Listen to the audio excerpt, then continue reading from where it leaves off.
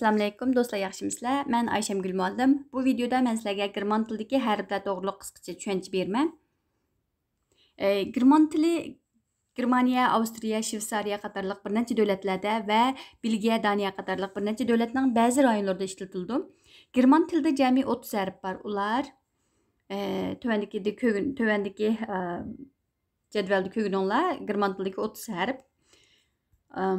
Bularning bir o'qilishini o'qib o'tib ketaylik.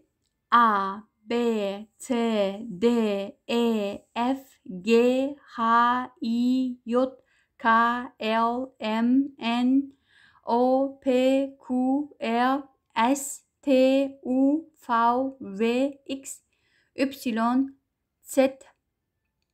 Umlaut harflari E, Ö, Ü, faqat german tilida bo'lgan S harfi 30 harfimiz. Mana bu german tilidagi harflar. Endi mau betga qarasanglar, bu ekranni qarasanglar, ustidagisi cho'ng yozilishi, tagidagisi kichik yozilishi. Endi bu yerda bir necha harfni men qizil qilib qo'ydim.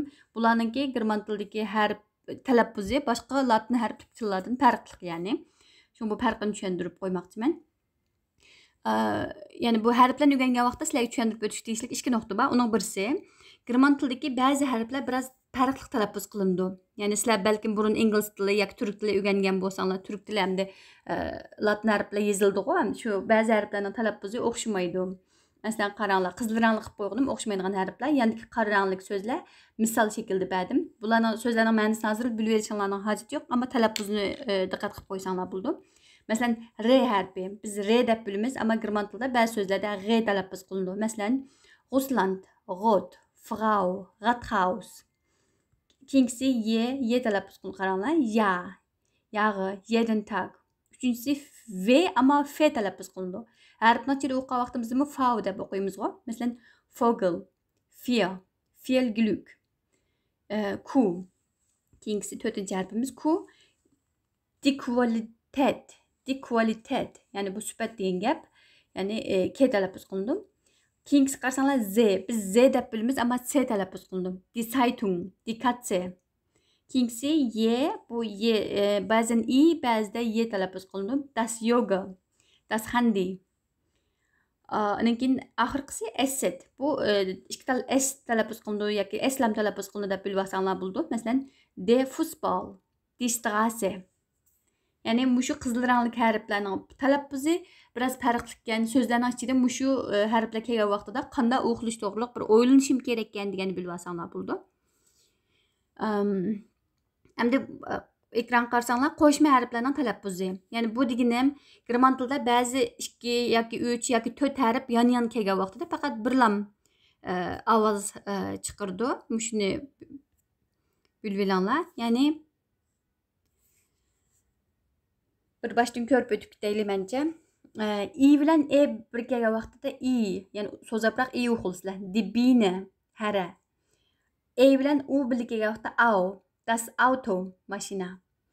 E bilan I birga kelgan vaqtda Ei, das Ei. Ya'ni Ei so'zi ayrim birga kelgan vaqtda E cho'ng yozilgan vaqtida masalan tuxum degan ma'nosi bo'ldi. So'zlarning ichida qarasanglar E bilan Ei birga kelgan vaqtida talaffuzi Ei o'qildi, ya'ni. Ya'ni E bilan I. Umlaut E bilan U birga kelgan vaqtda oy. Der Räuber, bulanchi bandit degan ma'nosi bor. E bilan U birga kelgan vaqtida oy, Europa, Yevropa. SCH bu uchi kelgan vaqtda Ş talaffuz qildim. Die Schlange, yılan. Andan keyin C bilan H kelgan vaqtida H talaffuz qilindi. Zachen bir narsa, ya'ni. P bilan H birga kelgan vaqtda phonetic F talaffuz qilindi. S bilan P kelgan vaqtda ya'ni der Sport. S bilan T kelgan vaqtda Straße, die Straße. Eng oxirgi qarasang 4 harf, ammo faqat Ç talaffuz qilindi, ya'ni Deutschland, Germaniya, Deutschland. Ya'ni mushlarni bilib olishinglar kerak. Masalan, mana yerdagi 4-5 harf qanchada 7 tal harf talaffuz farqli. Andan keyin qo'shma harflar, ya'ni yon-yonga kelgan ba'zi harflar birlashib o'xshamagan bir talaffuz bir ovoz bo'ldi. Chunki shularni bilib olishinglar kerak. Buni bilib olsanglar, keyin uchirgan yangi so'zlarni talaffuz qilishinglar osonga to'xtaydi, ya'ni. Amsa bu videoda faqat harflarni tushuntirish maqsad qilingancha tez-tez o'tib ketdim. Keyingi videoda görüşelim. Xayr xoş. Tschüss.